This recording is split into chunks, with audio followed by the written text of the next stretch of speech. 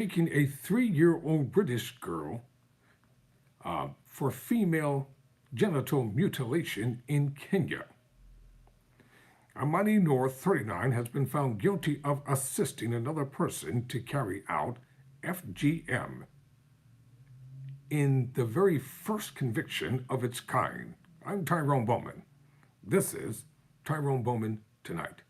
This is a very serious and disturbing story here that I'm about to read, so parents, please be advised.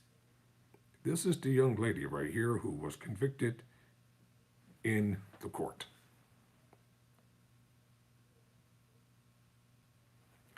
It's time to unpack this story here and find out exactly what took place. According to The Guardian, a woman has been found guilty of handing over a 3-year-old British girl for female genital mutilation, known as FGM, during a trip to Kenya in the first conviction of its kind.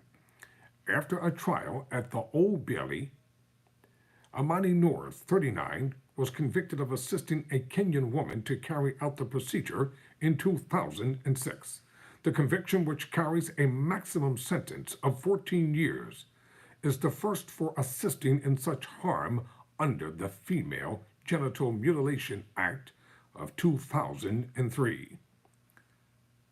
The only other successful prosecution under the act was in 2019, when a Ugandan woman from Walter Mathstow, East London, was jailed for 11 years for cutting a 3-year-old girl. Campaigners said the verdict showed that the introduction in 2015 of mandatory reporting of suspected FGM was working. The senior Crown prosecutor, Patricia Strobino, hailed Noor's conviction, saying, quote, "This kind of case will hopefully encourage potential victims and survivors of FGM to come forward, safe in the knowledge that they are supported, believed, and are also able to speak their truth about what's actually happened to them. It will also send a clear message to those prospective defendants or people that want to maintain this practice, that it doesn't matter whether they assist or practice or maintain this practice within the UK or overseas, they are likely to be prosecuted," close quote. Strobino added, quote, "Part of the challenge of this type of offense is the fact that these types of offenses occur in secrecy within specific communities within the UK. Although these offenses and practices are prevalent, it is often very difficult to get individuals to come forward to explain the circumstances of what's happened to them because there was a fear that they might be excluded or pushed away or shunned, isolated from their community," close quote. Previously, the prosecutor, Dana Casey, said Noor traveled to Kenya with the girl in 2006 and while there, took her to a private house where the child was subjected to FGM. The crime only came to light years later when the girl was 16 and confided in her English teacher at school. When spoken to, the defendant said she thought the procedure was just an injection and that afterwards the girl was, quote, "happy and able to run around and play," close quote. But when examined in 2019, it emerged that the girl's clitoris had been removed. Noor appeared shocked and upset and said that was not what she had thought was going to happen. Her said, according to an initial account, Noor described going with another woman to a clinic where the girl was called into a room for a procedure. The defendant said she was invited in but refused because she was scared and worried. Afterwards, the girl appeared quiet and cried the whole night and complained of pain, according to the account. In a later police interview under caution, Noor denied that anyone had made threats against her before FGM was done to the girl.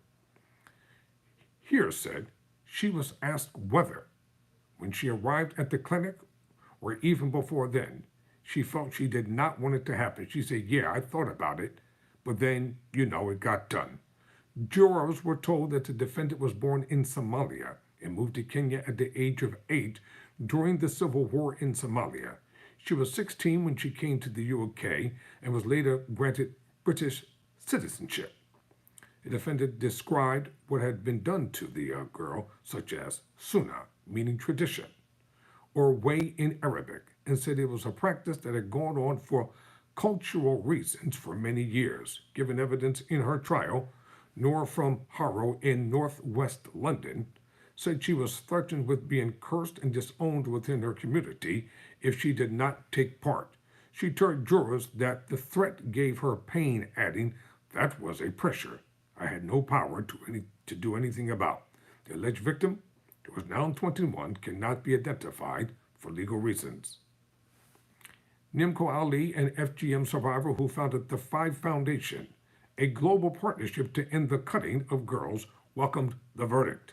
She said, quote, "It is incredible that the mandatory reporting by teachers and health care professionals that we have fought hard for is starting to pay off. A girl was obviously failed. She was let down by the system, but she got some form of justice today thanks to the policies that we now have in place." She added, we have to address FGM in the UK and everywhere by working together to address the root causes of the issue. Research in 2014 estimated that 137,000 women and girls were affected by FGM in England and Wales. Ali said this estimate needed updating urgently. I'm Tyrone Bowman. Never surrender, never quit.